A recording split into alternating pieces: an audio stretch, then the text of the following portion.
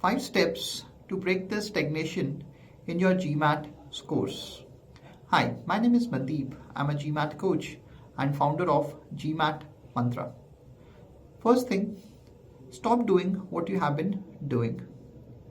So students who have given GMAT multiple times, they can see that every time they do something, they end up getting around 600, 610, 590. If your score is not changing, that means you have to change something.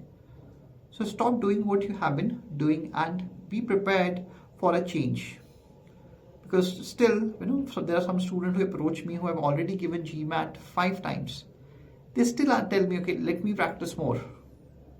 Let me do the same things. And I tell them the same things will not take you to the new destination. The new destination is higher GMAT score. So first thing you have to understand is stop doing what you have been doing. Number 1. Number 2 is stop slogging. Slogging is that doing a lot of questions without evaluation. Okay, so everybody who's, whenever you ask them if something is going wrong, they say, I'll practice more, I'll practice more, I'll practice more, I'll practice more. More practice will not improve things. That brings me to the point number 3, which is important, which is focus on evaluation than doing questions. For example, let's say you practiced 10 questions and you took 30 minutes in doing those 10 questions. Invest another 60 minutes in evaluating those 10 questions.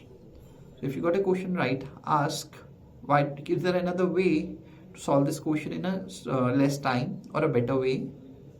And if you get the question wrong, ask yourself, why did you get this question wrong? Now, every time it's not the knowledge, every time it's not the approach. Because mostly when students get a question wrong, they always doubt their knowledge. They say, I have to revise the theory. But maybe you are aware of the theory, and in maximum cases, you are aware of the theory, you are not aware of the right approach. So rather than wasting time in revising the same theory, why don't you just focus on improving your approach to solve the questions? But this you can understand when you spend time in evaluating why you get a question wrong. What most students do is that they just see, okay, I got this question wrong. They look at the explanation from some source and go back to more practice. They don't even evaluate what the practice they do. And if you don't evaluate, that's where the problem starts, because you will not improve. Because you're doing the same mistakes again and again. Until you don't improve your mistakes, you will not improve. Okay? So invest more time on evaluation than you practice questions.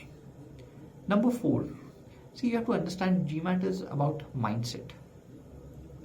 Number 1 mindset that you need to understand is that when you're doing the question, focus on mastering the approach.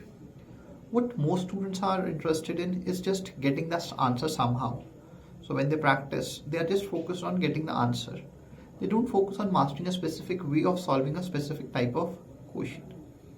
And when you don't have a specific way of solving the question, under time pressure, you're bound to repeat the same thing that you practice, because it's a habit.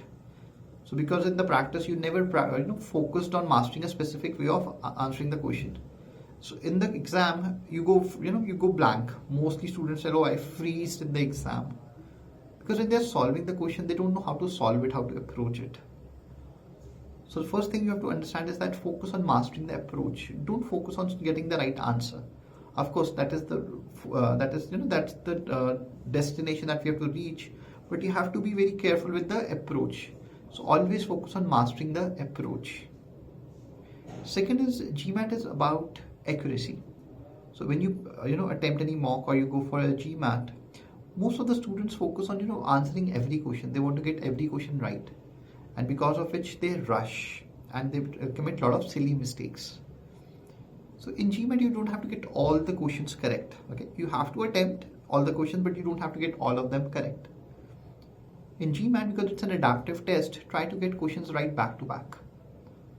So instead of going to get all the questions correct, focus on getting maximum questions correct back to back. So even if you end up getting around 70%, 75% accuracy, but it should happen in the back-to-back case. For example, in verbal, there are 36 questions. Okay, you don't have to get all 36 questions right. If you get around 26, 27 questions right out of 30, See, out of first 30 questions, if you get 26, 27 right, you end up getting around 39, 40, which is a good score in verbal. So out of 36, it will be 26, 27, works out to be around 70, 75%. Okay, but you have to get them correct. And in verbal, probably I think in GMAT, whether it's verbal or quant, if you slow down, you can get rid of your silly mistakes, because silly mistakes happen majorly because of rush. So we don't look at the small things, okay, and we make small errors. As as small as you got the right answer, but instead of marking C, you marked E. Now, what can you do about this? You can only control this kind of error when you're cautious, you're there, you're not in a rush. Okay, so don't rush. Focus on accuracy, both in verbal and quant. So with this way, you will maximize your score without even improving your knowledge.